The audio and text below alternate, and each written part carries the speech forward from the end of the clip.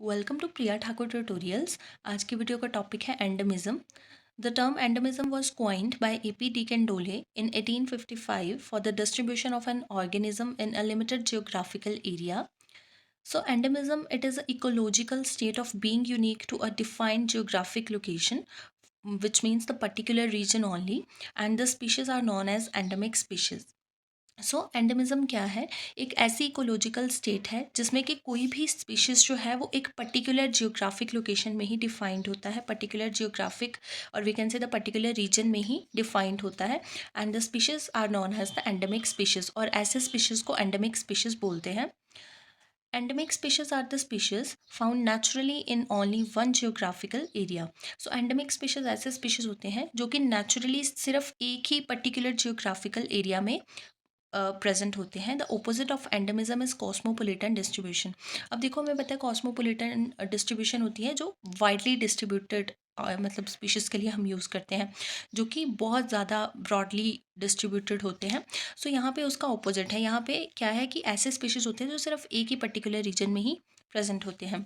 Physical, climatic and biological factors can contribute to endemism. अब इसके लिए फिजिकल, क्लाइमेटिक और बायोलॉजिकल फैक्टर्स जो है वो कंट्रीब्यूट कर सकते हैं। So there are two types of endemism. The first one is paleoendemism. It refers to a species that was formerly widespread but now restricted to a smaller area.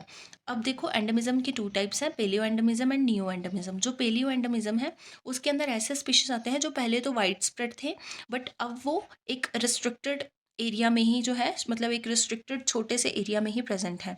और neo endemism में क्या है? It refers to a species that has recently arisen, such as a species that has diverged and become reproductively isolated, or one that has formed following hybridization and is now classified as a separate species. Neo endemism में क्या आते हैं? जो अभी अभी species जो है वो अराइज हुए हैं और वो पहले से ही, मतलब कि अराइज होने के साथ ही वो एंडेमिक स्पीशीज हैं। ठीक है, वो एक ही पर्टिकुलर जियोग्राफिक लोकेशन में ही अराइज हुए हैं। Now let us discuss about the causes of endemism. The first one is natural disasters.